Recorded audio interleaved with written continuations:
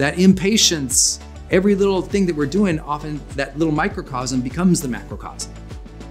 And so always remember, train yourself to step back, delay that response, deal with it well, and I promise you'll have so fewer disappointments, so fewer major setbacks, because when those things come up, they're not major anymore. You've run that route so many times, you know how to deal with them. Hey everybody, it's Brendon Burchard and welcome to your high performance training. Congratulations for being here. So right off the bat, I wanna give a big shout out to everybody who you are here working on your personal and professional development, dedicated to delivering excellence and heart to the world, working on becoming your best self, because I know it's hard work. It's challenging in a time when we have so much chaos and outrage and uncertainty. It's tough to be your best right now. There's a lot of people who are complaining. There's a lot of people who are upset. There's a lot of people who often out in the culture start like just thriving on that negativity and chaos. And it makes it hard for really positive, really progressive, really like people who are excited to change the world and do their good works.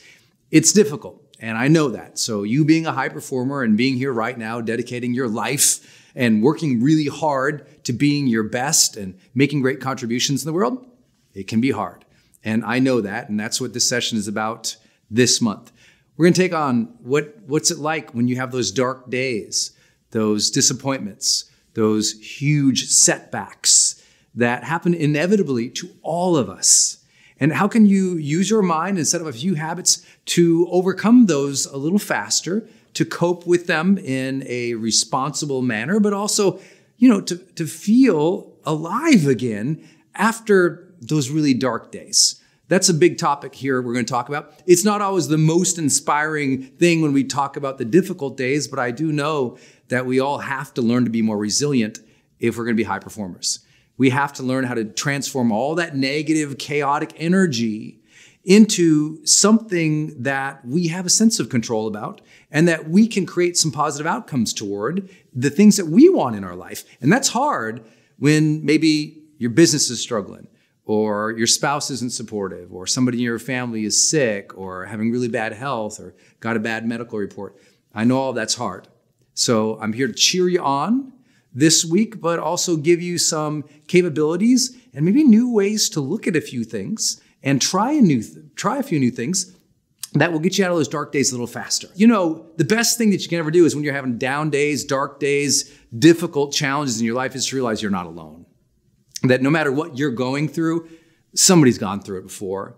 No matter what you're going through, there's somebody out there who not only cares, but also understands. And there's also always other people who can help you get through things. There's a lot of guidance and support out there, especially in this community. I know it can be cliche sometimes to talk about self-help concepts, but I do believe right now that more than ever, personal development and those seeking to make major good contributions in the world, we need you.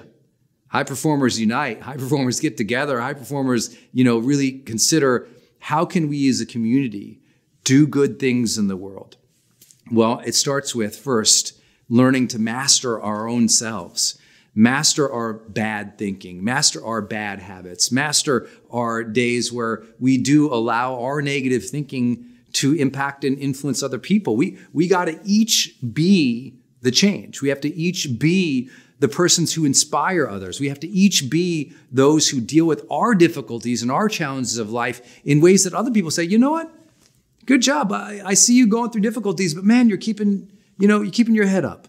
I know it's been hard lately, but you know what? You've kept a positive attitude. Because right now, what's being celebrated is when someone's, whining or complaining or speaking with outrage. And the people who aren't being celebrated are those who are keeping an even head. Those who are staying calm amid this storm. Those who stay, thoughtful in times when everyone else is just reacting. And that's what I want you to be. As I studied high performers from around the world and we collected data from 190 countries from some of the most successful people in the world or in their communities or in their organizations, what really became very clear to me was how well high performers did in maintaining their hope, their faith, their positivity, even their ambitions and their dreams when things were falling apart.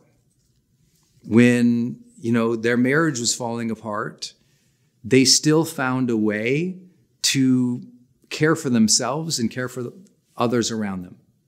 When their business wasn't meeting its goals, they still managed to lead positively and with empathy their team.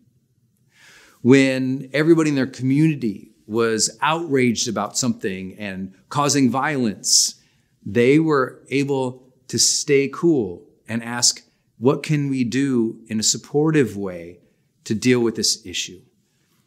Over and over and over again, we see it in history, I see it in the data, and I get to see it from you guys in our high-performance community, that you stand strong and you stay true and you remain calm in times when other people lose their heads. When other people get pulled away into the darkness and they just kind of start blaming everybody else, they take that victim mentality, or worse yet, they stop believing in themselves. High performers find a way to stay confident. They find a way to be confident in themselves. They find a way to deliver value. They find a way to be the calm amid the storm. And I share all that as a frame to honor you guys as a community, because there's not a lot of people who are working on themselves right now. What they're doing is they're expressing themselves and they're angry about something, but they're not working on themselves like you guys are. So what I'd like to do with you today is jump in this topic of how do you deal with those dark times, the major setbacks, or just the deep disappointments of life. And what I'd like to do is jump into this conversation knowing that inevitably with a community from around the world, we've got some folks here who probably have lost a family member in the last weeks, months, or days. We have some members here who their business is in the toilet. We got some other folks who they've been doubting themselves for a really long time. And I'm sure we have some people who are dealing with deep sadness, depression, anxiety. And the first piece I want to really talk about is maybe something most people don't think about. And that is often the dark days we have, the crushing defeats, the difficulties of life, often they're not preventable. I mean, you can't prevent maybe all the medical reports when they're bad. You can't prevent maybe every difficulty at the business. But here's what I have found over and over. The people who keep getting knocked off their feet over and over, who can't get back to resilience or back to high performance, often fail to do something very simple that it turns out some of the world's greatest leaders do. And that's a very simple thing. That is to learn to anticipate drama. Learn to anticipate drama or turmoil or difficulty or challenge. Now, again, I know we've got people from all walks of life here. We have some people who are dealing with some major issues. So let me give some examples here, from minor issues to bigger issues, okay? Sometimes, let's say, you end up at the end of the day, you had that big meeting earlier in the day, and it didn't go the way you thought it did. And you're really disappointed about how it turned out. And what happens often is disappointment is often a lack of having not anticipated enough things in advance. And so what ends up happening is you kind of roll in with all these high expectations, but you didn't anticipate the difficulties or the challenges that will come up, right? It turns out a lot of work that done by like Jim Collins and other organizational leaders have found out that leaders tend to anticipate drama in the sense that they're a little bit paranoid. They're not paranoid in a negative way or an obsessive way, but they're so thoughtful about what might go wrong that they're less disappointed later on. So, for example, if you're going to go in that big important meeting of the day and you're really excited about this meeting, you're finally going to be vulnerable and share your ideas and be excited about your new dream, your new idea, and you plan out everything you're going to say, and you plan out how to do the close, and you think through everything and you practice everything. But then in the middle of that meeting, someone goes, well, I think that's a stupid idea. And you didn't anticipate that drama. You didn't anticipate that someone is going to doubt you. Someone is going to object. Someone's going to interrupt you. If you don't anticipate those things, they really throw you off and they rattle you so much so that later on, you're a hot mess about it. Like later on, you're like, oh my God, I didn't think that person was going to say this and they didn't that. Everything in life, if you're going to be a high performer, you might take a step back and say, what's going to trip me up about this? Many of you know that I do that every single morning in the shower. So the second question I ask in the shower is always, what might trip me up today or throw me off? And how would my highest self meet that? I ask that every single day. I look at my calendar. When I look at my calendar, I see big events come up. I go, okay, what might go sideways there? What might not work out well? And by anticipating that, when it comes up, I'm calm. I already saw it in my mind. I already knew it might happen. I already anticipated what to do. And if you anticipate that things are going to go wrong, then when they do, you don't get so upset and worked up about it. Does that make sense? But I mean this also at a more difficult level of life, all right? That sometimes there's going to be some major, major turmoil in life. And let's say you're heading into a breakup of a relationship. So many people go into the breakup of a relationship and they don't think it through. And so they don't anticipate that, of course, the other person's going to fight for what they want. Of course, the other person is going to become selfish at some point. Of course, the other person's going to become scared at some point. Of course, the other person is going to, argue and blame. But when those things happen, people are so surprised. I can't believe you're blaming me. I go, you're breaking up with someone and you can't believe the person's blaming you? Have you not lived one rotation around the earth yet? It's like they forget human behavior. They didn't anticipate it. And I hope you get this. This also applies to health, right? I'm always surprised how people who are like 50 years old who often say, geez, I'm really surprised my body's stiffening up. You haven't moved in 7 years. You didn't anticipate that if you don't move in 7 years, you're going to feel like crap. And that's what happens is that all of a sudden health goes down. People didn't anticipate. Of course, as you get older, you have to do more to take care of your health. Duh. So you can't wake up one day and go, I feel so sad. I'm sore and old and gross. How did you not know that was going to happen? How did you not know that they were going to interrupt you in the meeting? How did you not know that the first time you made your pitch to that prospect, they were going to say no? You have to anticipate the no's. You have to anticipate the difficulties, the bad health days, the difficulties. I'll give you like tangible examples from my career. When I go do a seminar, like a 4-day seminar, I have a full anticipation of, okay, what happens if I get sick? What happens if I eat something I shouldn't eat? What happens if I get hurt? What happens if somebody, attacks the building? What happens if, there's an earthquake? I know that all sounds crazy, but I've literally thought through almost all of that and made contingency plans with myself or with the team, because inevitably, think about the disaster and the major setbacks that happen in life when you don't anticipate those things. So I really want you to think about it. It's like, okay, I need to think through these next couple of weeks of my life and where might things go sideways and how could I meet those as my highest self? How could I be prepared for those difficulties? And when you're prepared and you know that those things might happen, you meet them better. What I have found over and over and over again with high performers is they allow that and they do it in a healthy way. Like they contingency plan. You should be contingency planning. What happens if next month's revenue is not what it was this month? What happens if in 5 years from now, you're not in good health and you can't run your business anymore? What happens if, your industry completely changes and your systems and tools aren't good anymore? What happens if that bad health report does get worse? Like anticipating and thinking through that is part of being both a mature adult, but also a high performer. Because I've learned from them over and over, they think through things 7 steps, where they're very strategic thinkers, high performers are. And they're strategic thinking in their personal life, their professional life, in every area that matters, their career, their health, their finances. They're absolutely of that anticipatory mind, and that helps them deal with the crap when it arrives. Like nothing surprises me that much anymore at all. How can you live in the Caribbean and not anticipate hurricanes?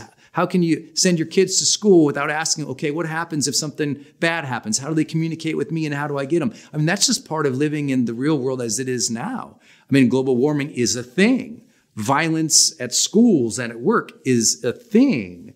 that random happenings, that it's a thing. And it's not to freak anybody out. And I know, again, as I said at the very opening, I hope you heard me. I said, I know this is a sensitive topic because it brings on all sorts of scary things for people. And it can bring up lots of trauma and it can bring lots of fear. But I'm here to tell you, actually, you can meet that with an even hand and a cool head when you anticipate it. When you just know that that's going to, it didn't surprise me at all. It doesn't surprise me at all that there could be gunfire any moment, anywhere, in any town, anywhere around America. That doesn't, how can that surprise us anymore? That shouldn't surprise, doesn't mean it's not scary in the moment, but knowing that these things can happen makes us better, right? I mean, have you ever thought of what happens if you get in a car accident? Have you ever thought what happens if your house, something, you leave the iron on and your house starts on fire? Have you ever thought through those things? And again, I know this is way freaky for people. And I was sensitive. I was like, should I really bring this up to this high performance community? I mean, is this going to be freaking people out? But I just thought, I don't think it will. I just think that you will say, you know what, maybe it is good. Contingency planning is a piece of the strategic mindset. Contingency planning is what high performers do. They just think through this stuff. And I can share with you that there's probably going to be a major earthquake in the next 50 years of my life. So you go to, our storage shed, or you go to a certain part of our house and there's lots of water and lots of food bars. And a satellite phone. The odds of it happening are so low, but will it probably happen in 50 years?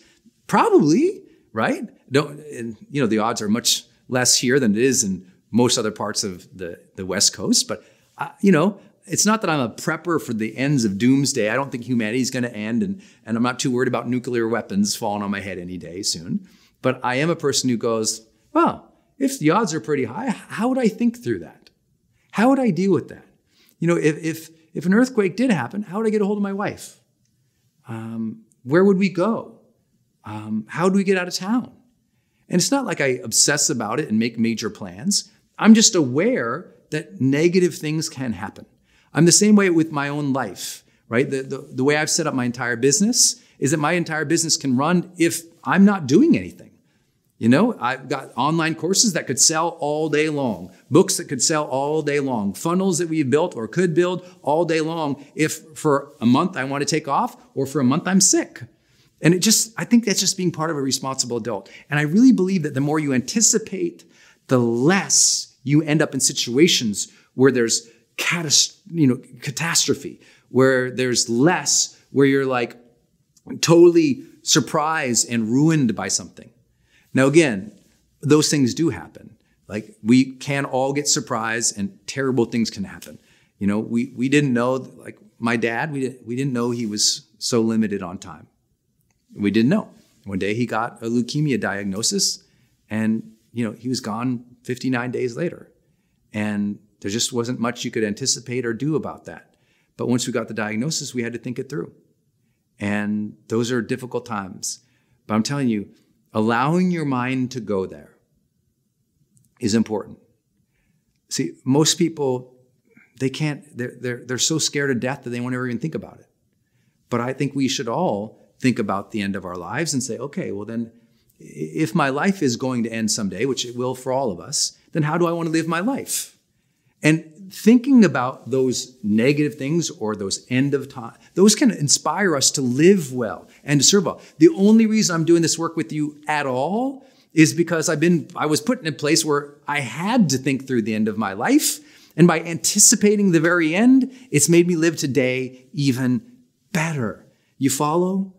So I want you to think of every major thing you're going to do. Hey, look, if you're going to go run a marathon, don't just think, oh, I can't wait to cross the finish line. Think about mile 16 when it feels like your feet are falling off. What are you going to tell yourself when your body starts breaking down? How are you going to refill yourself at mile 12 and mile 17 so you can push through? All those little, you got to think through what happens when it gets hard. What happens when it's not going to go right? And when you think through what happens when it's going to be hard and not go right, you end up less disappointed, less surprised, and less in places what you would call a major setback because you already visited it. You were already there. You already anticipated. You already lived well. You already gave well. You already thought about their objection, and now you can deal with it confidently. That's the stuff that we're really talking about today. It's not to say, as you'll see, lots of crap can happen. But man, the more you anticipate, the better. Trust me. And I know this will bring up a lot, so I'm just going to move on because maybe get to a few of the questions you might have or maybe some specific circumstances. Second big idea I want to share with you here is to learn to delay your response. Specifically, what I want you to do is delay your emotional response. Now, this is where, some people say, well, Brendon, that's a pretty stoic thing to say. And I'm like, well, yeah, maybe. I mean, stoicism has a lot to teach people. And I think it's important that when something goes on, not to freak out about it. So many people, here's what they do. Something negative happens, and immediately they believe or think that it's the end of times. And so they anticipate total destruction in the moment something simple happens. Like they anticipate total failure, total horrible, and they get all worked up and they get super emotional about stuff when it's just like, you don't even know it's going to happen yet. Or even if it did just happen, just delay your response. You get that terrible email and it fires you up. Someone writes you a bad email, right? A customer, coworker, and you get pissed. And all the fire is coming up and you just feel like you're going to spit acid at the world. You're so angry. What do? Well, first I would say, why don't you learn to delay the time between stimulus and response, right? Before you jump to anger, can you see the email and not get to anger? Delay that. Delay that emotional response a little bit more, right? It's so easy to just go with the emotions, but often the way to cope and be resilient more is to think about the thoughts that you are having and ask, are these thoughts that I'm having, are these emotions that I'm having actually supporting me in coping with this, moving through it, or serving as a role model? Are these thoughts and emotions I'm having actually helping me cope with it, move through it well, or be a role model? And so I think that all the time. You know, when there's thousands of people who we care about, who's part of this community that we deeply care about, and all of a sudden our live cast goes dead, we don't freak out. We just don't. We just say, okay, take a breath. Let's go through this checklist. Let's check this, plug that thing in, do this thing. Let's go. That's all you can do. But if you let yourself freak out, if you go to immediate freak out, then what ends up happening is you're also training your mind and your body to go to immediate freak out. The way that you deal with every little bit of surprise and every little bit of drama and every little bit of disappointment is only setting you up for how you're going to deal with the next one.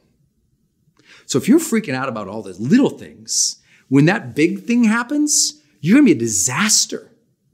So what I tell people all the time is go through the day and start training yourself to delay response time. Like just start training yourself. Like if you feel a negative emotion coming on, or you want to immediately fight back, or you want to immediately say something negative, just breathe it out a little bit. Take 2 or 3 deep breaths and kind of wait and see a little bit. You know, the great spiritual teachers, read any great spiritual text, and you will see that every single great spiritual guru, every single great spiritual leader of any times and any faith, they had a calmness when the drama was around. They didn't jump to anger. Often they asked questions. Often they delayed their response. Someone would ask a big question and they'd say, good question. They'd close their eyes and they'd meditate for 20 minutes and come back with something. Like we're in such a culture of like speed, answer, respond, retaliate. I'm kind of like, take a breather.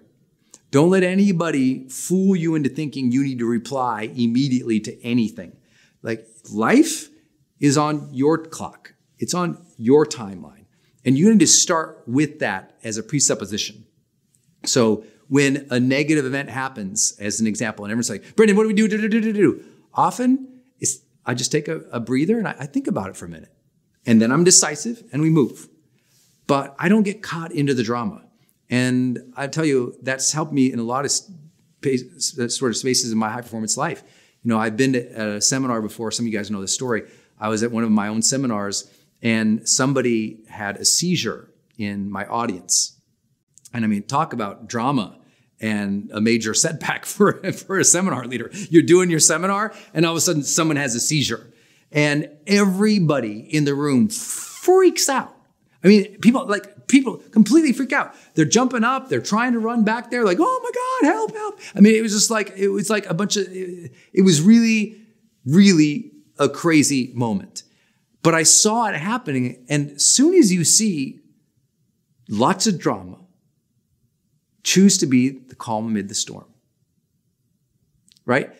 You like, let's say you're a mom and two of your kids come in and they're screaming at each other, right? You want to fix it and you want to scream at them to stop screaming at each other. And now you're all screaming at each other, right? That immediate impulse is usually not the one to go with. Delay that response a little bit. Notice the drama and choose to be the calm amid the storm. Recognize it and deal with it from your highest self. I saw the drama in the audience with literally hundreds of people completely freaking out. It was just unbelievable. And because the person was having a very physical seizure, was like literally on the ground, like bouncing around on the ground type of seizure. It was very dramatic. And people were really scared. And when people are scared or when they're angry, they tend to act very impulsively. And sometimes acting impulsively in those situations aren't actually serving you. And so you see it, and I see it from the stage. And so everyone's freaking out and everything. So I just grab my mic. And now I don't know what's going on. I've never been in this situation before. I've thought about it though. And so I just grabbed my mic and I said, please, everybody, if you are not a doctor, sit down.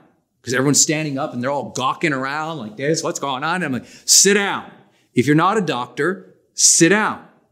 And everyone's like, holy crap. Everyone sat down. I said, now listen, a member of our audience is having a health issue. And a lot of you are throwing off negative, chaotic energy when this person actually needs calm right now. If you want to help this person, take a few deep breaths, get calm. And it just completely changed the energy of the room. Because think about the person having a seizure. Do they need all this frantic, chaotic, crazy energy all around? But it was a positive intent. People did want to help and stuff, but they're freaking out and they're screaming. It's like this person needed calm. This person needed to be supported with calming, healthful energy in the room, not that type of energy. And so I got the audience to calm down. I eventually got the audience to close their eyes and start sending this person back positive energy, just as my team was arriving to the person and assisting the person and getting more professional support to come into the room to help the person. But it took almost 40 some minutes to get this person onto a stretcher and out of the room, during which time I had the whole audience, their eyes closed, taking them through guided meditations, sending positive energy, getting sort of checks from my team to let me know what was happening. And I shared that story because my immediate impulsive desire when that happened was, I was just like everyone else. I wanted to freak out. Oh my God. And I wanted to jump into the audience. I wanted to run over and help this person. But that wasn't going to serve the situation. Sometimes you learn to delay the response to ask what would serve the situation, not make me feel immediately involved. You know, it's almost taking a little bit of step back from your highest self and observing what is happening in times of drama, difficulty, or challenge. Even when, you know, I share with you, I worked with an ER surgeon one time, really amazing medical professional who I deeply admired. And he had dealt with just the most terrifying situations imaginable. And he was really literally in charge, not just of himself, but his team in saving all these people's lives who came in every single day. And just a really inspiring guy. And I said, how do you get used to all that trauma and that, you know, chaos that comes through that door every day? He goes, oh, of course it's going to happen. We're in an ER, Brendon. I just loved that answer. Of course it's going to happen. We're in an ER, Brendon. And I'm in charge. So I can't freak out. So I got to kind of take it in, delay the immediate response that I feel, and go, okay, what would actually serve here? And I love that so much because it's easy when things go bad to flip into either the reactionary or the victim. Isn't it true? I mean, weren't there some things last year that you overreacted to that maybe you could have dealt with better? Aren't there some things in your life right now where you're kind of like, it's easy to, blame the team, or it's easy to blame the neighbor, or it's easy to blame the politician, or it's easy to blame something else. And because you know what blame gives you? The opportunity to sit on the couch and point versus saying, okay, what would be a helpful response here? What would actually serve the situation, not just serve my immediate need to respond with outrage or anger or a quip? One reason I don't like sarcasm very much is because sarcasm is the easiest answer, right? So if someone does something wrong, be sarcastic, cut them down. Use your words to be really smart and make a joke at their expense. And we all have that, right? You and I see things. That's why it's like, you watch America's Home Videos, Funniest Home Videos, and somebody gets hurt and you kind of laugh. Like you're going, oh, it's like, it's an immediate impulse. But our immediate impulses are not always our best humanity. And so the best humanity tends to come from a delayed response. It's the Dalai Lama calming himself. It's Nelson Mandela thinking through his release of prison and knowing when he got out of prison and apartheid was, hanging on, he knew that people were going to want to revolt and literally kill, murder, or remove the current leadership. And he decided in advance, I'm going to not follow that impulse because of course I want retribution. Of course I would love to be, vindicated. But instead, I'm going to make this a peaceful process, a peaceful transition.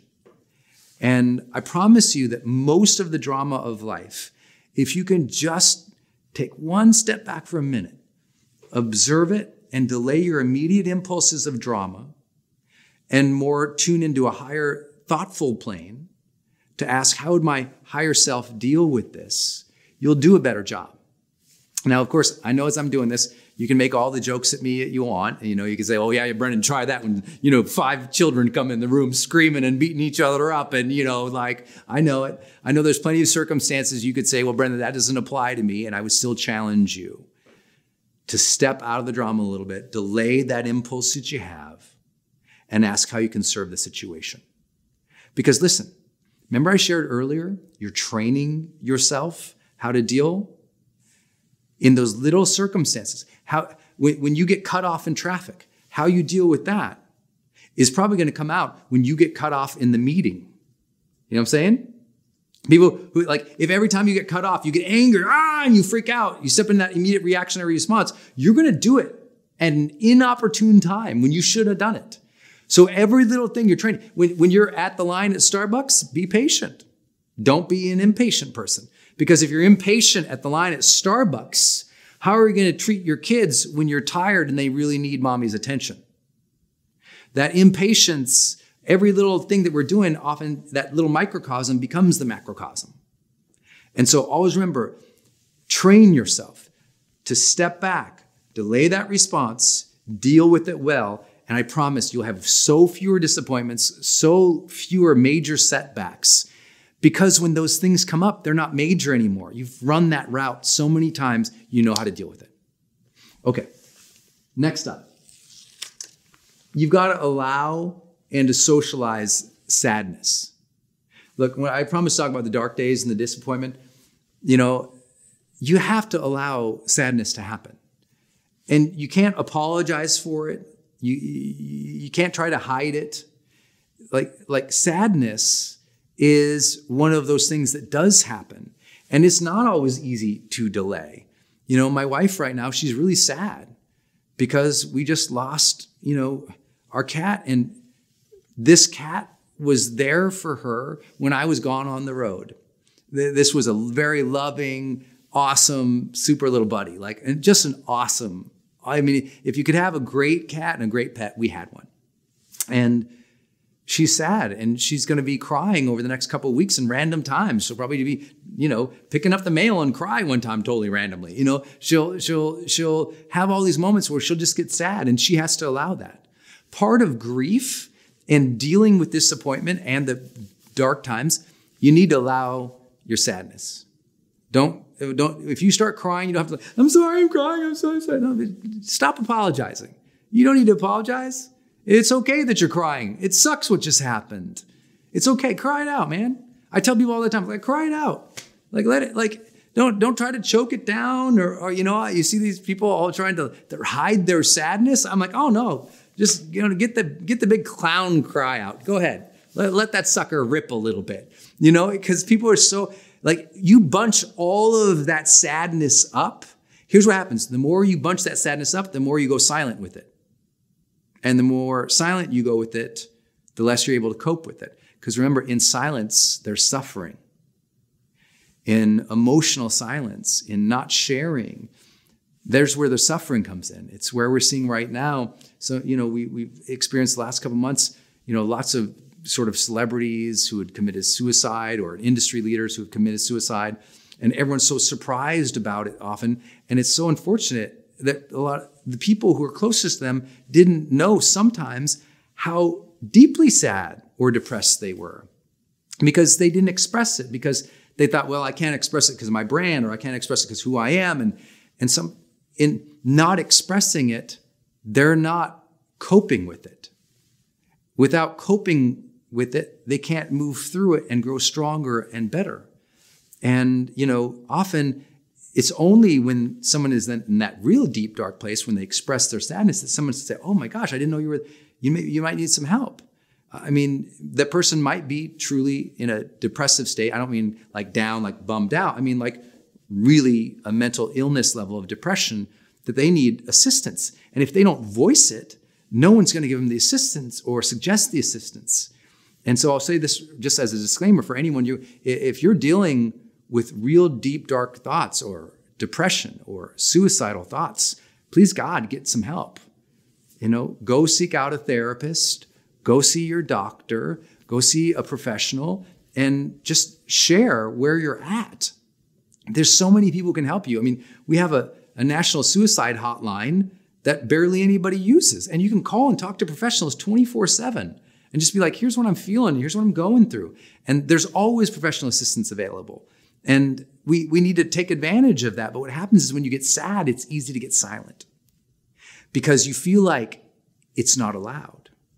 And that's what I'm saying. You have to allow, first is allow it. If you're sad, allow it. Stop fighting it so much. Just be like, damn, I am sad that I lost that business deal. I am sad that I lost that family member. I am sad that this negative thing happened. I didn't want it. One of the ways that I move through sadness so quickly and terrible things that happen in my business or my life, losing family and friends and clients, having business deals go in the tank, watching, you know, people I care for really be mistreated, was the ability to go, God, that really does bum me out.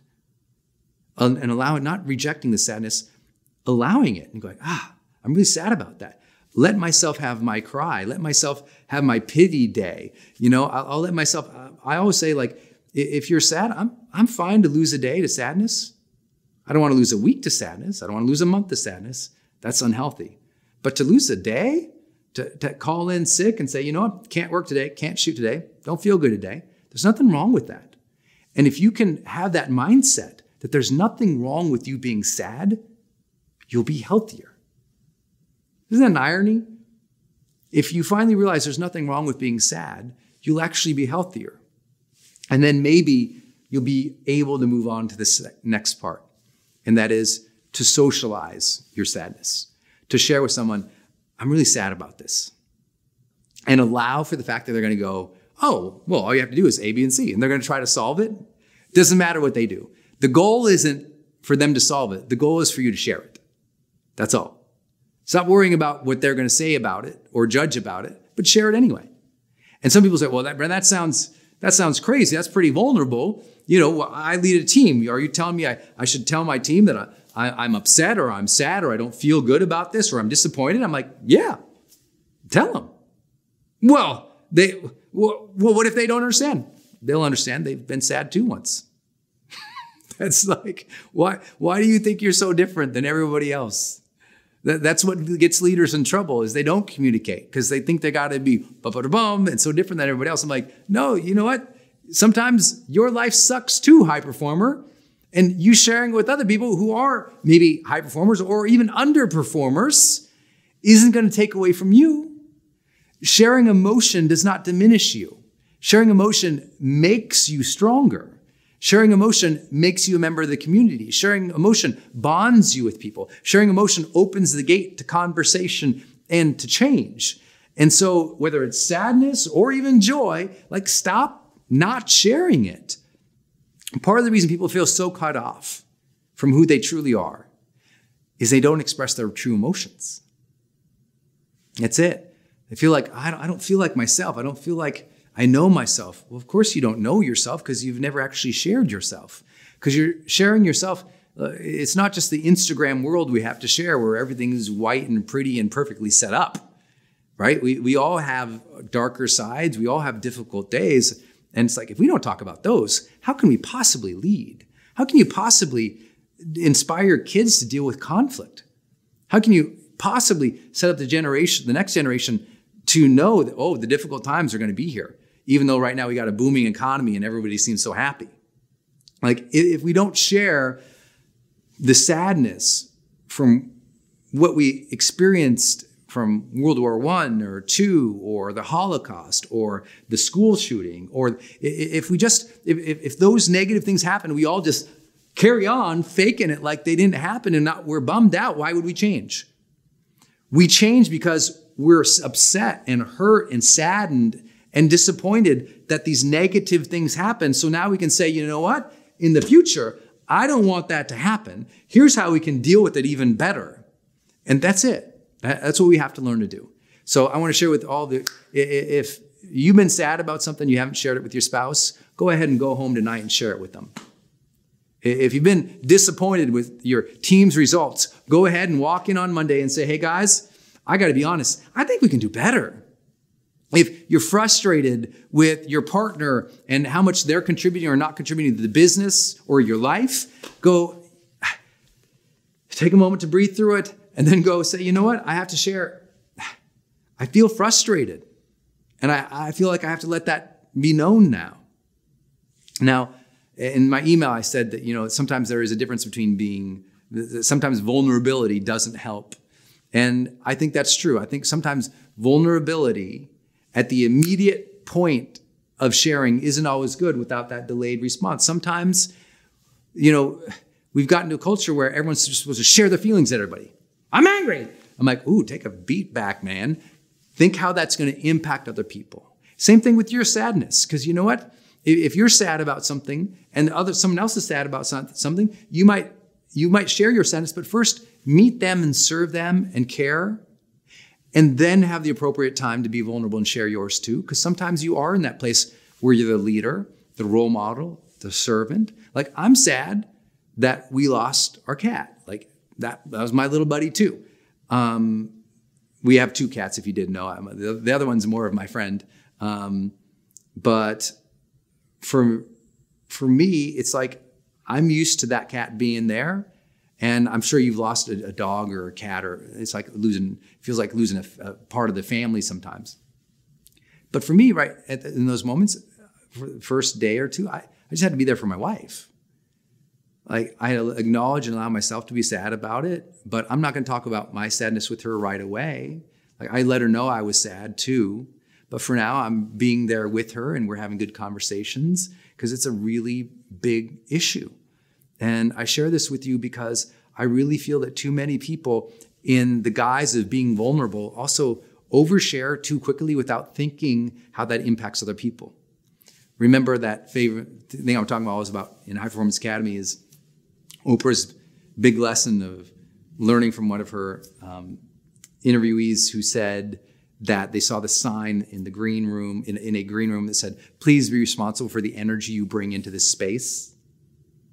You also, at the same time as I'm encouraging you to share, I'm encouraging you to share at appropriate times in which you're serving the situations at hand, because many of you, if you're here with me right now, you are the high performer. You are the role model. You are the stronger persons in certain situations sometimes. And sometimes, you got to take a breather and help other people and then share where you're at too. And I can't tell you when that timing is. And it's never right. And so please don't think I'm saying, don't share it or, always share it in the proper ways. I don't know what it is for you or what your situation is, but I do know that it's okay if you're down. And it's okay if you take a morning off because you don't feel good. All this power through everything, that old type A masculine BS that we had from the, 50s and 60s, well, more 50s than the 60s, that it was just like power through it. I'm like, you don't have to power through everything. You can share a lot and it will help you cope with things too. So I'm just here to say, for those who feel disappointed, it's okay. For those who feel sad, it's okay. For those who had a down week or a down day or a down month or a down quarter, it's okay too. You got to allow that feeling and then start moving on, as we'll talk about soon. Okay, so I hope that's helpful. Next up, big topic area in this one is, I always tell people, a healthy response is health. People ask me often, well, how do I deal with this well? I go, be healthy. And what I mean by that is specifically, when you know you're disappointed, when you know you're sad, when you know you've got major setbacks, you have to delay the response to order 10 gallons of pad thai. Okay? You just have to. You cannot be like, you know what? I feel terrible, so bust out the 3 bottles of wine. Here we go. You have to delay the response that is unhealthy. Does that make sense? It's super easy. I mean, it's crazy easy to, when you are having a down day or you're feeling disappointed, to go, oh my gosh, and go wreck yourself and get exhausted. So what happens? You're disappointed or you have a major setback. You know what you want to do? Sometimes your response, high performers, is overwork. You're sad, so what do? You overwork. Or there's a major setback. So I'm going to work 24/7 for 9 months. And you basically kind of kill yourself working. And so in that way you say, but I'm getting ahead. No, actually all of productivity science and all of well-being science proves over and over and over again, you compromising your sleep and overworking yourself is actually making your decisions be poorer. It's making your reactions to other people be less sensitive, less helpful. You're worse at negotiating. You're worse at closing sales. You're worse at effectiveness in your own time of doing basic tasks. You're worse at everything that has to do with leadership and progress and human relationships. You're worse at when you cope by overworking. But that's what we do. I'm disappointed, so I'm going to work harder. I'm mad, so I'm going to work harder. The business isn't doing well, so I'm going to work harder. But if you overwork yourself, that is not a healthy response.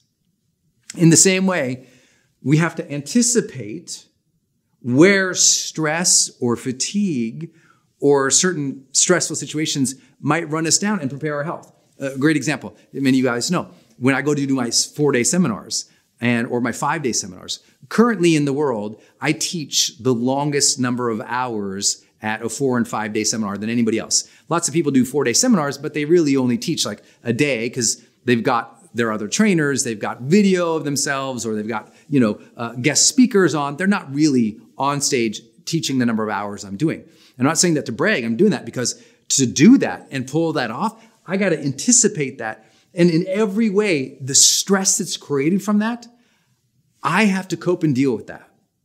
And so I've got to eat a certain way in my big events. I've got to meditate a certain way. I've got to rest and recuperate certain times. I've got to do certain things backstage. I also have to, in high stress situations, change up my supplementation game. Like I supplement differently at my seminars or on difficult days, or even days like today where we're doing tons of live casts. I eat or supplement very differently on days like this than like if I was just sitting at my computer all day.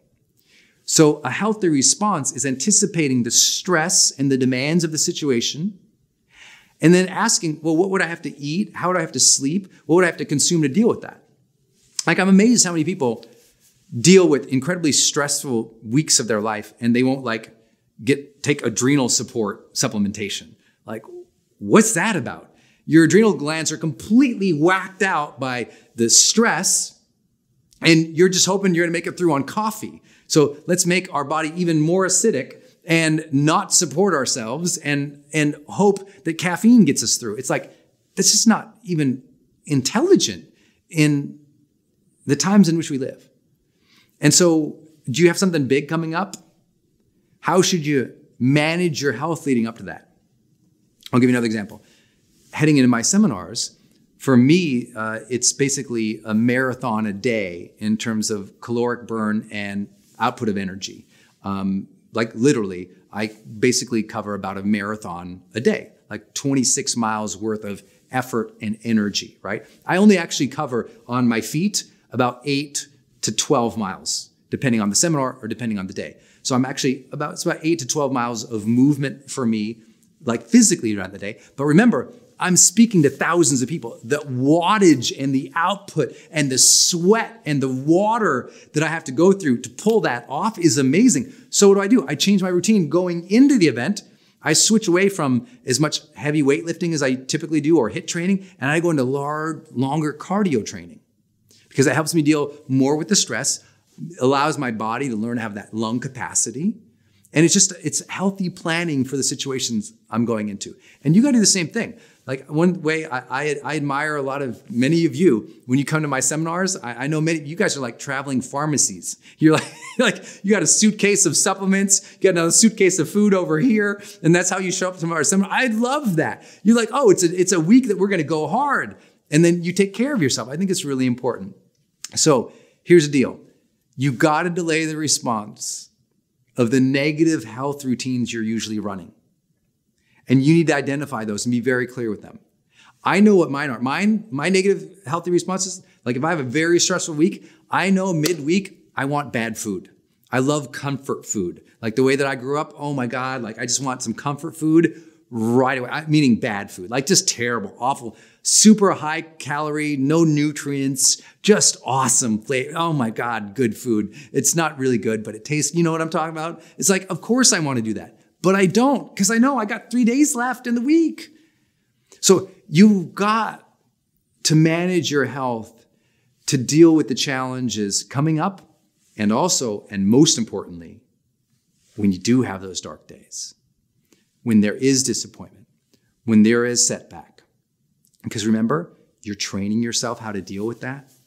And so if you're in a major setback right now, and you just did a whole week of having 3 glasses of wine every night, you need to look at that coping strategy because it's not helping you keep a clear head. It's not, you think it's helping calm you down. It's actually hurting your sleep. You think it's helping you, and you tell yourself a story that it's helping you, but in truth it's just a bad coping mechanism that's not healthy for you or your brain or your body. And so I'm here to suggest to you that if you are dealing with difficulties, that's the best time to get healthy, right? Don't wait until you have tons of energy and you feel amazing to go work out. Like if you had a shitty day yesterday and you feel terrible, wake up the next morning and go work out. Matter of fact, before you even went to bed that night on that bad day, go for a long walk for 45 minutes and just listen to positive music or a positive podcast, or go through your gratitude list or your goal list, as we'll talk about. But my God, use your physical body to enable you to cope better. It's very important when you are disappointed that you don't go ahead and compromise your brain and your body with bad food, drugs, narcotics, alcohol at major levels, because those things are not helping you. They're actually compromising your brain. And do you think when you're sad, you should compromise your brain's function more? Think about that. When you're sad or depressed, hurt, upset, down on yourself, down on your business, down on your life, do you really think you should take away from your cognitive powers at that moment? Those are the times that you really need your brain operating at its best, which means your best nutrition, which means your best health, which means working out. Those are the times when I'm down on myself or my life or business, that's when I'm like, okay, health response equals health. Let's get that health routine in so my brain's optimized and it can see the connections. It can see the next move and is primed to be more positive versus negative and run down. I think you get the point, but it seems lost on a lot of people as they struggle, and they struggle for too long because they didn't realize a healthy response is health. Next up is your daily G3 journal and review. If you've heard me teach a lot about downtimes before, especially in the last couple years ago, the G3 was the 3 Gs. And what it means is every single day, I want you to journal on these 3 things. And I do mean journal, meaning you write it down in the morning and you review it at night. So that's why it says journal and review. So you write in the morning and review it all at night. And so here's what the G3 is. The first thing you know is your gratitude. And that is just, what are you grateful for? Why does that make you feel good? Why are you thankful for it? And just write it down in your journal. Just a whole, like, you should have a gratitude journal already. But when you're disappointed or having setbacks, I want you to do the gratitude in the morning. A lot of gratitude journal stuff is at the night. I want you to move it right up the morning. Like, just, you got to prime your morning for some goodness. So right off the bat, you got to do that. Okay. So gratitude. Second major thing I want you to focus on is your goals. What are the specific daily and weekly goals you're working on? You got to get really narrow focused, right? When you're disappointed or sad or setback, the idea of creating a vision board and seeing out 10 years from now, that's too much. What you need to do is get really close in near term. This day's goals, this week's goals. Because if you can check those suckers off and get a little progress in, you'll feel differently, as we talk about. So goals is important. And the third G is goodness. And the goodness is noticing what is good from the previous day. So when you start the day, you're like, okay, what am I grateful for in general, for life? What are my goals specifically daily and weekly in each of these different areas of my life? You might have goals in your career, in your health, in your finances, in your relationships. And then the goodness is, what actually good did happen yesterday? And that will just get you in a place where you're like, oh, this day is going to be good too. It's making you more mindful to all the good things. And the reason I do that one last, and the difference between gratitude is general things you're grateful for. The goodness thing is to think about what good happened yesterday. And the reason we do that, because in neuroscience, we know that thinking about the goodness from yesterday is triggering your hippocampus to kind of turn on and fire up.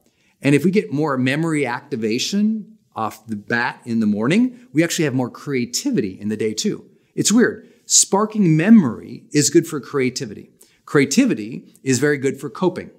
And so that's why I'm trying to get you to reflect a little bit on something that happened yesterday, just to think through, find that mindful moment. And it's also teaching you to be more mindful of the moments each day, not just grateful in general, but actually being mindful for the good moments each day. So I want you to do that journal every morning. And then every night, I want you to look back at it and think about it and maybe repeat it if you want to. I just want you to review the day and review those things. What was I grateful for? Oh yeah, that's right. Because maybe at the end of the day, the truth is you haven't moved a lot forward. Maybe, your spouse or yourself, you're still sick, or maybe there's still conflict, or maybe the business still, because I'm not going to be Pollyannish and say everything changes in one day and everything's great just because you did your gratitude journal. You might get to the end of the day, it still sucks. So reviewing it is going to put you back in that positive mindset that's going to help you then take the next day as well.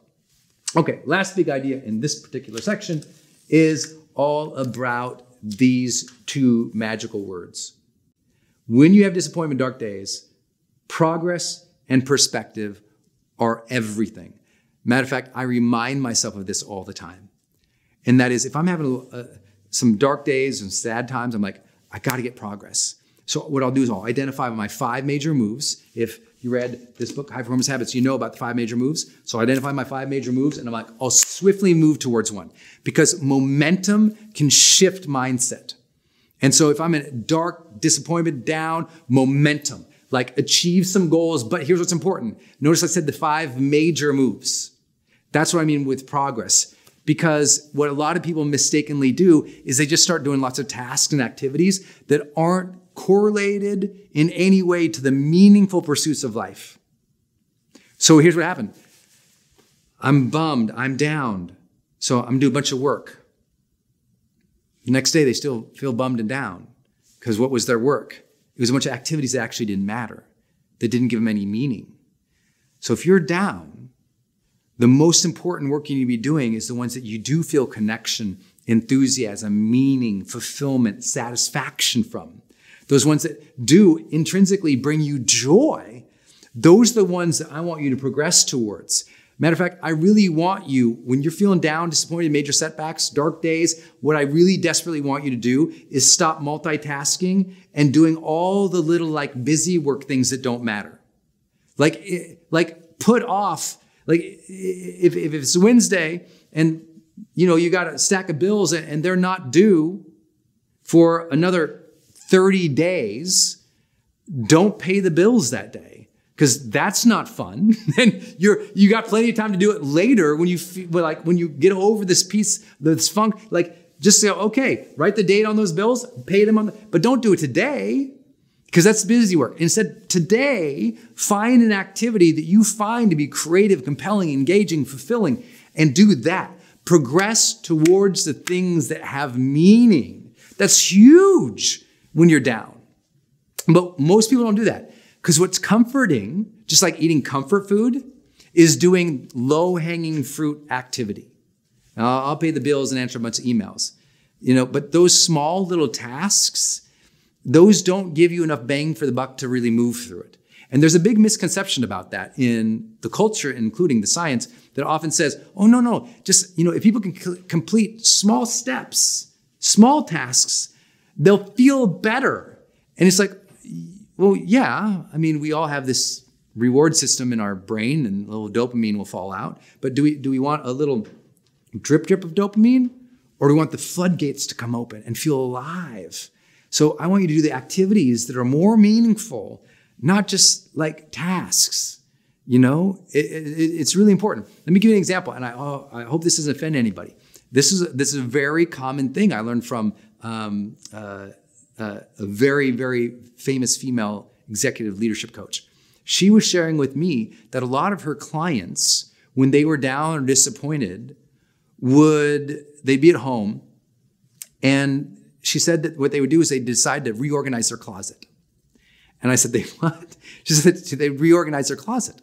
And I said, did that help them? She goes, of course not. I said, did that make them feel better? She's like, a little bit. And I said, well, did you then tell them to later on when they feel bad to organize the closet again? And she's just like laughing. We're having this conversation. And she goes, the truth is organizing the closet, it makes them feel good and gives them something to do. But it's actually a delay tactic from facing what is real and needed. And so it's just as bad as comfort food. And I was like, wow. And so she asked me, she said, so Brendon, what's your closet? And I was like, oh, that's good. She said, what's your closet, Brendon? How do you, what do you do to delay taking on the things that are necessary when you are down or frustrated or hurt? And I had to really think about that. I was like, wow, what do I do that's not helping, but it's like a little busy work? It's kind of shuffling papers around. And I was like, oh, you know what I do? I go to my journals and my notes and I kind of review them or organize them. And she says, not helping. And I said, dang it. Okay, good. I said, what should I do? She goes, find the needle movers and get a little progress towards that. That major activity or major project that actually matters. One little, just don't give time to all the other busy work because that's just comfort food. I was like, dang, that is a really huge insight. Progress towards those things that matter, because that will also then help with this. But I think this is a very separate idea. I always say progress plus perspective. Perspective you get from time away from something or from other angles into something. And so the most important thing that I can encourage you to do, just like I asked you to socialize sadness, is to share how you're viewing the problems that you're having in your life or the challenges. And what I mean by that is literally share how you're thinking about it. So if you're struggling with something with your team or your business, then go to your team and say, hey, can I just walk you through how I'm thinking about this and seeing this? And perspective is not trying to solve anything, right? This doesn't say problem solving. It says perspective. It means you share specifically with other people how you are thinking about something and ask how they would think about it. Follow me? So it's like, I'm dealing with this loss in the business right now, and it's really bumming me out. I don't know really how to think. Can I just share you how I'm thinking about it? And you need either a coach who can hear that, a comrade, a collaborator, a colleague, someone who you know, like, and trust, who you can just share how you're thinking through more often. Because most disappointments happen because we get myopic, meaning we narrow our focus solely to the problem. And in not describing how we're viewing it, we can't broaden it. And so no matter what we have found in almost all social psychology research, in almost everything that I know to be true, having coached high performers for so long, is that if we can get you sharing how you're thinking about things and feeling about things with others, and not trying to problem solve, but just asking how they would look at it, it actually makes you look at it a different way. Like, here's what's been going on. Here's how I'm looking at it. How would you look at it? And they might go, oh, well, I look at that. That's like really great for you. And you go, what? And like, well, it gives you time now to kind of restart. You know, it's like when Steve Jobs came back to Apple. He had a very different perspective going back to Apple than he had when he was already running it before, but got fired. And that perspective allowed him to do better. He had to go to another organization and start another company and have a whole new set of team members to help him look at things differently that allowed him, when he came back to the same problem, if you will, the same opportunity, if you will, Apple, he saw it in a completely different way because he'd been with a different group of people, considering a different problem, and he learned a new ways to think. And that's what we always have to do. Keep expanding your ways of thinking about things. Now, I know none of this sounds easy. When you have a dark day, who wants to work out when you have a bad day? When you feel sad, who really wants to share anything? When you're pissed off, who really wants to gulp that down and be the better person? But these things are what you have to start training yourself to do if you want to cope better in the future. And sometimes in the immediate, it doesn't feel like, oh, I really want to talk this through. But I'm like, if I talk it through, I'll cope it through better. And next time, it won't be such a big deal. Here we go. And yes, do you have to force yourself to do these? Yeah. Well, good thing, when we talk about high performance, we always say the journey to greatness begins not at comfort and certainty, but when we're allowing ourselves to step into discomfort and try new things. And if you're going to reach another level of performance in your life, I'm here to suggest to you that when you're disappointed, do the things that bring discomfort, but make you better. We'll play a video related to this topic that I've shot and trained on before, which is kind of how do you develop that emotional mastery when times are difficult. So it's just 5 kind of secrets or strategies for you to kind of master your overall emotional life. How do you develop emotional mastery? You know, a lot of folks go through their life and they feel bad about themselves. They go through their lives and they're not resilient when the crap hits the fan. They go through their lives and they don't feel like they understand other people, or worse, they don't understand themselves. So emotionally throughout the day, they're just up and down. It's doubts and fears and hurt and anger and reaction. And they never get to that point where they feel like they really connect, that they really have any solid feelings about themselves that endure despite the situations. You know, everything is so situational for them emotionally that it's just a constant battle to feel good.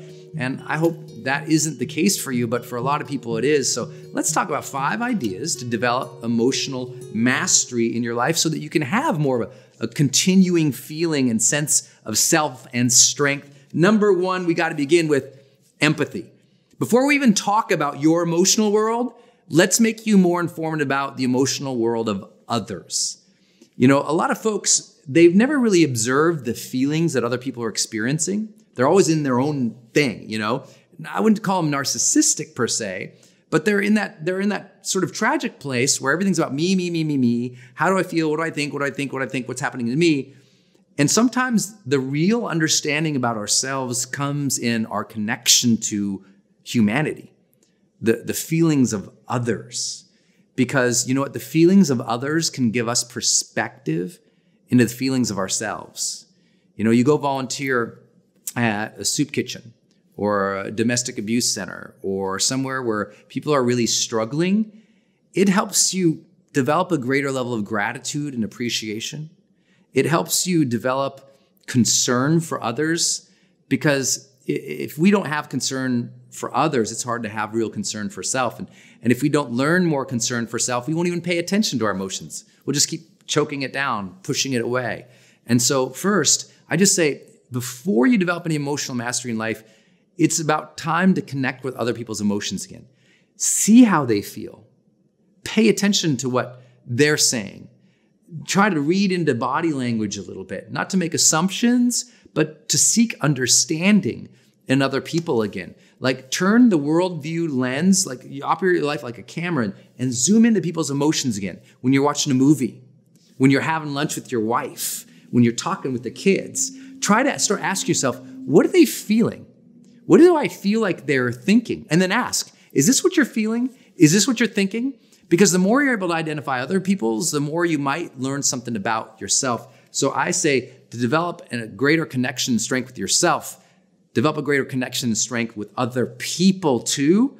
And that's a big leaping point, big breakthrough for a lot of people. Number 2, emotional mastery, self-reliance. Self-reliance means this. How do you develop emotional mastery? You say, you know what? I'm in charge of my emotional world.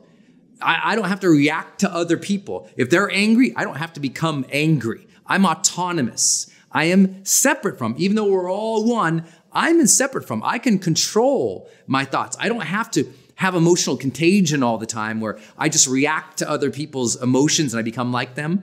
You don't have to let your mirror neurons win in your brain where you just mimic other people. Because if you're running through life constantly like adjusting your emotions to everybody else, just modeling them or mirroring them or mimicking them, then it's a disaster. You're on this emotional roller coaster all the time. You need to define, how do I want to feel?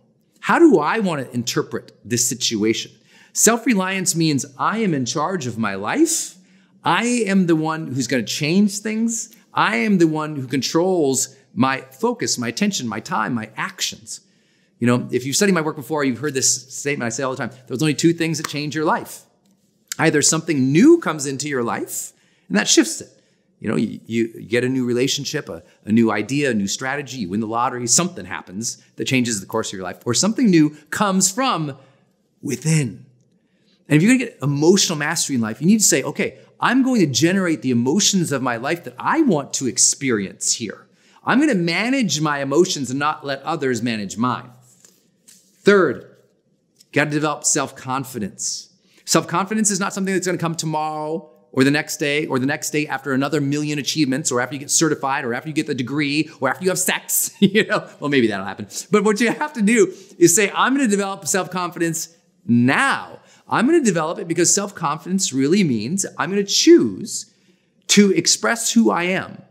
I'm going to choose to believe that no matter the situation or the struggle that I'm in, I'm going to believe that I'm going to figure it out. I'm going to approach a situation like Sherlock Holmes. Sherlock Holmes is always confident he's going to figure it out. He's curious. He's inquisitive. He has no idea what the heck's going on, but he's not terrified. You need to start addressing uncertainty that way. Emotional mastery comes from finding a place that's stable within, that says, I don't know what this uncertainty is. I'd have plenty of reason to doubt, but I'm not going to doubt myself. I'm going to trust that with enough time, attention, energy, resources, action, discipline, that I will figure out the lay of the land. That's people say, Brendon, how is it you just walk into any social situation, you're so confident? I say, because 1, I realize fear and doubt aren't going to serve me in that situation. I know who my masters are. My mind is going to master the situation. Fear and doubt aren't going to run me. And I choose to say, okay, I don't know these people, but I'm confident if I talk with them a little bit at a time, things will go fine. Things will go fine. I might put my foot in my mouth and say stupid things, but if they give me another 3 minutes, I'll turn it around. Things will be fine.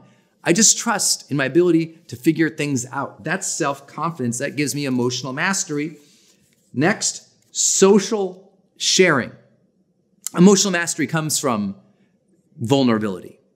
And vulnerability has gotten this weird rap in the world because a lot of people have been teaching it, I think, in a poor way.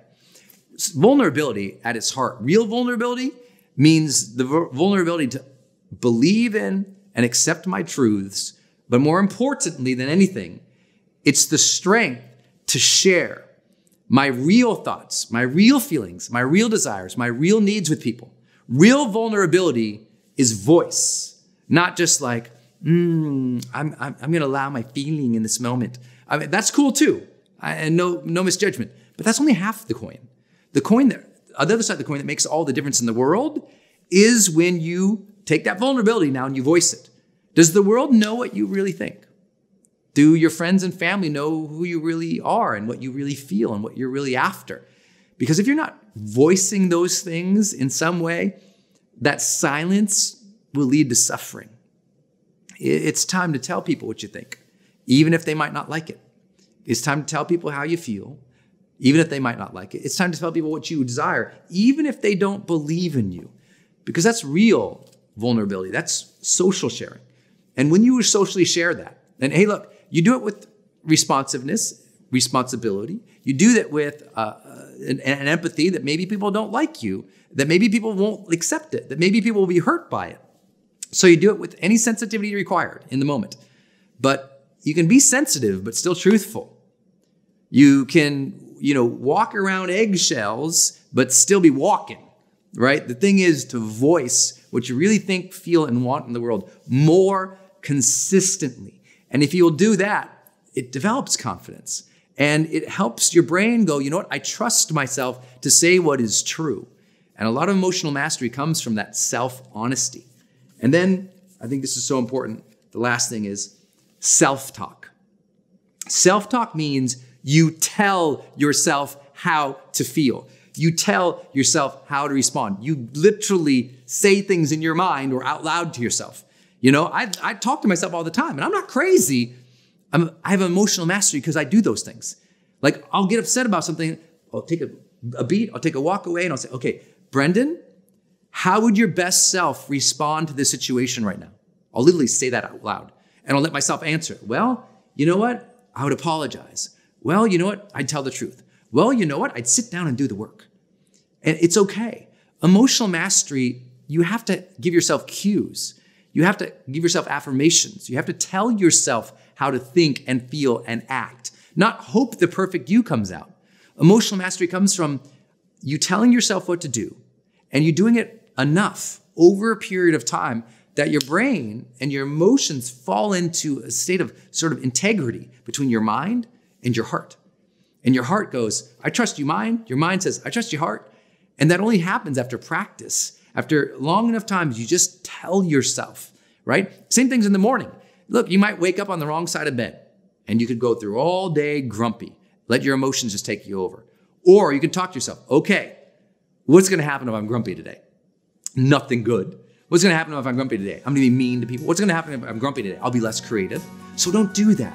Come on, generate the emotions in which I want to experience today. Change my focus. Talk to yourself out of the grump, and you will find that you start to feel better. These are the keys, the fundamentals of developing greater emotional control, greater emotional mastery. And you deserve those things, but they won't come naturally. You have to try. Challenge yourself to develop in each of these areas of your life, and you'll start to experience more of what we call the charged life. Some of this I'm sharing with you might not hit right now from where you're at, the struggle you're in, but on a long walk outside, magical things happen. I really believe that. And things come into our mind that's very different. It's why the great creatives of all time always took long walks and thought about their problems, their challenges. And now, if you can take a long walk and have training like this playing, not a podcast where it's just an interview or it's lifestyle or it's entertainment, it's this type of training on these points, I promise it will really trigger you in a different way, in a much more powerful way, if you'll go do that later too. Okay, let me share my 3 mindset tricks. These are my personal mindset tricks. I've named them. They're weird for me. They might not make any sense on the card, so I'll explain them. But they're huge, huge, and help me deal with the bad days, turn my positive mindset back on, get my motivation, my drive back, and I hope that will support you all. Number 1 is my friend hat, which is so important. This is where when I'm having a bad day, I always say, okay, if I was coaching my absolute dearest best friend in the world who just went through the same day, what would I suggest that they do next?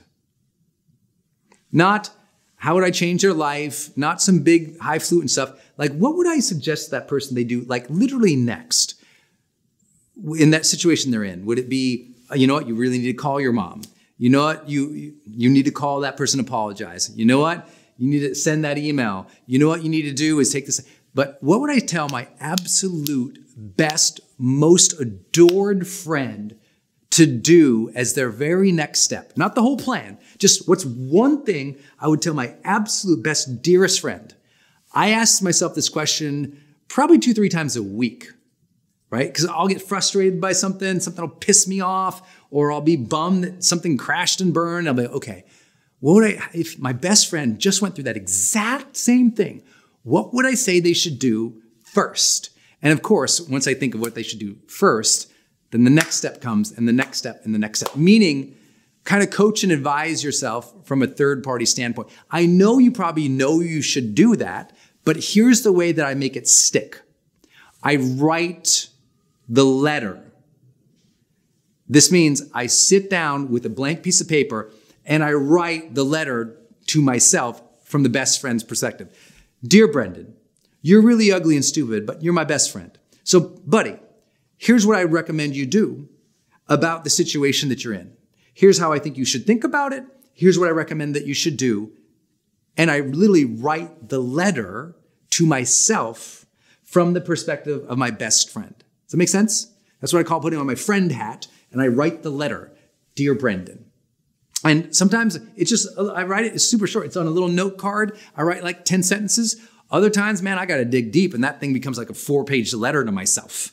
You know, and we know from psychology, specifically dealing with therapy and trauma, that if you will write yourself a letter, it does significantly change your emotional well-being. And writing it from this perspective as a friend has, I have found, made my letters much more compassionate, much more thoughtful, much more positive. So I just put my friend hat on, I write myself a little letter. That's number one. Number two, my mind trick number two is the new chapter. And this is another writing technique, because writing techniques tend to be the most profound in helping people deal with trauma or difficult days or challenges. And the new chapter is I literally write on a piece of paper, I write new chapter. And here's how I start. I say, if I started all over again, ...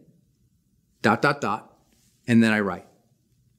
And this helps me separate the current conditions I'm in towards the future. I don't always do these two together, but sometimes, I mean, maybe like twice a year, I find myself doing both together.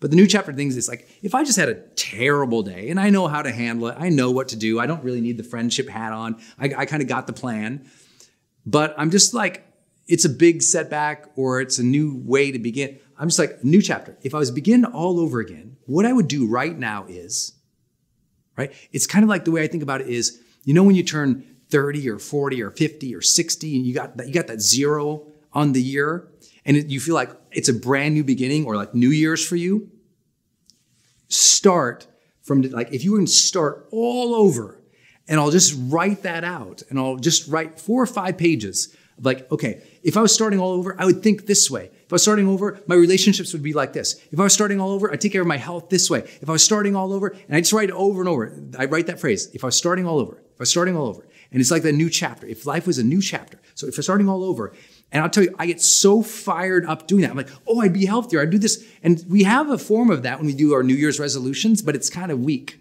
When you say, if I start, it helps you by writing, if I started all over, here's what this is doing. It's helping me think, plan, and consider my future. And guess what I'm not doing? Ruminating about the shitty day I just had. I'm not on the old situation anymore. It just takes my mind off the old situation and it reminds me about the personal control I have because I'm like, oh, I could actually do these things. Does that make sense? Because here's what gets you in trouble. The dark days and the disappointments, you know when those get bad and turn into depression? When you ruminate on it over and over. When you run it in your head 1 million times over and over, and each time it gets a little darker and a little darker and a little over 50 shades of gray and is worse and worse and worse and worse. And all of a sudden it's just this terrible disaster. You need to be careful of that. So that's how I trick my mind. I don't let my mind even do it. I go, if I start over, these things. Last big ideas for you guys today. This is my favorite one. Mind trick number 3, buy tickets. This is something I say to myself because a old mentor of mine said this to me one time. I was a maybe 24, 25-year-old man, and I was a member of Kiwanis. And if you guys didn't know, Kiwanis it's kind of like Rotary or Lions Club. It's a nonprofit organization that's dedicated towards service in the community. And I was in Kiwanis, and I was the youngest one, hands down. Like in the room, we'd get together every single month on a Tuesday, and we'd have lunch, and we'd have a speaker in, and then we'd talk about a volunteer project we were going to do that month. And that was kind of how it went in Kiwanis for me. And so, but in my room, I was 24, 25, in the room every Tuesday, when we got together, everyone else was older. I mean, they were like 50s and 60s and 70s older. When I was 20, I was the youngest person in the room every single time. And I remember I was having a particularly challenging time because I was thinking about quitting my job, but I was scared because I hadn't saved any money. I didn't know exactly what I wanted to do. I just knew that I knew that the job wasn't the thing at the time, but I didn't know what it was. And so I was scared to make the leap. And I was kind of struggling with some existential stuff because, it'd been 4 or 5 years I hadn't had a girlfriend. And it was just frustrating. I was like dating, but I just wasn't making real connections when I was dating. And I was just unhappy in that part of my life. I didn't know what I was doing with my career. I didn't have a significant relationship. I was like, oh man, I didn't feel good. And so I was having a really down day on that particular Tuesday. And I went in and I was sitting next to this guy, and he was one of the awesome Kiwanians who was there. And he was, I think he was probably 59, 60 years old. He was in banking, very successful, wealthy guy, happy, he was like a happy-go-lucky grandpa type, just a good dude. And I'm just kind of listing off to him all these things that suck, And he says, well, what are you doing about it? And I said, well, and he says, well, I bet. And he said, I bet I know what's going on. He says, you're going home, you're probably watching too much TV, drinking too much beer, and sitting alone too often, or you're going out and not having any fun, and da-da-da. And we're just talking. And my mode was, I go inside, so I kind of pull away from people when I'm unhappy. And so I was like, yeah, I kind of pull away, and I'm in my house. And he says, well, I know how to solve your problem. I said, oh, what is it? He goes, buy tickets. I'm like, buy tickets? What do you mean buy tickets? He goes, I want you to open up the paper. Remember the papers? So he says, I want you to open up the paper. And he goes, I want you to see what's going on in your town. And I want you to buy tickets to whatever's coming up the next 7 weekends. Is there a symphony coming to town? Buy tickets. Is there a ballet? Buy tickets. Is there an art museum? Buy tickets. He said, is there a concert? Buy tickets. And I said, what do you mean? I said, buy tickets. I want you to buy 1, 2, 3, 4 tickets. And I want you to take your friends, and I just want you to go. I want you to buy tickets, and I want you to go. And I'm like, what the hell does this have to do with anything I'm even talking about? He goes, just buy the tickets and come back next month, tell me about the tickets. And I'm like, no. And he literally pulls out his wallet. And I'll never forget, he sets down 3 $100 bills. And he goes, buy the tickets. Here's the money. And I'm like, what do you even? And I was literally so frustrated. So long story short, I'll try to keep it shorter. But so I bought tickets. I got a symphony ticket. There was like a dance troupe in town or something weird. There's a Dave Matthews concert. And what else? There's one other thing. I can't remember what it was. There's something about the tickets. I went with 1 or 2 or 3 friends and went to them. And the second, I remember the opening act for the Dave Matthews Band started. And I was like, got it. Because sometimes when you're down and out, you got to get out and about. And so I was down and out, and he got me out and about. And then with your friends and you're socializing, and it's in a new environment, and things are happening, and my mind just started turning on again. I started getting all these ideas and these dreams that I don't know where they were. They weren't in my room. They weren't in my bed. These ideas and dreams, they weren't happening in my journal. The ideas and dreams, they weren't happening in my daily planner. It was like I was stuck there, so he moved me over here. Have you ever been like at a ballet or a symphony and orchestra, and you're just sitting there, and all of a sudden you feel amazing. Like the music hits you, this idea comes in, and you walk out and you feel amazing. Have you ever gone to a Broadway show? You went in and you were frustrated and freaked out because all the horrible New York traffic, and all of a sudden you laugh your ass off and you leave the Broadway show and you feel like $1 million. And now no problem is going to slow you down. That's buy tickets. Buy tickets to the seminar, buy tickets to the event, buy tickets to the art museum, the ballet, buy tickets. And I mean, if you're down and out and your life sucks right now, go buy tickets for the next 4 weeks. And I promise you're gonna be like, damn, buy tickets. That changed my life. Changed my life too. And I've learned ever since then, like if I'm down and out, it's like, buy tickets. I hope you're having a better day now that we hung out a little bit and you worked on yourself. Do me one last favor. Listen to it again if you're having a really tough time in your life. Just take a long walk. Listen to the whole thing on the whole walk. Walk the entire time. Come home, start again. You're doing just great. I know you have a whole set of ambitions and goals and dreams in your life. I know that you are the high performer probably in your family or the group or the team that you lead. And so keep challenging yourself. Take that role model mindset. And remember, it's always okay to feel sadness, but there's so many coping mechanisms that help you work through it in this session right here. So revisit it, okay? With that, until then, go out there as always, live fully, love openly, and make a difference today. Hey, it's Brendon. I just want to thank you for watching my channel. There's so many other teachings and trainings on this channel, so please enjoy. Thanks for being here. Also, for those who want to go to another level, I have an upcoming Certified High Performance Coach Certification Week. This is where I teach you and certify you to become a world-class life coach. We call them certified high performance coaches. You can click the link in the description right now to apply and to learn about our upcoming certification week. If you want to go to another level as a life coach and you want me to certify you and help you, make sure you click that link and take advantage of it right now. Enrollment is open today.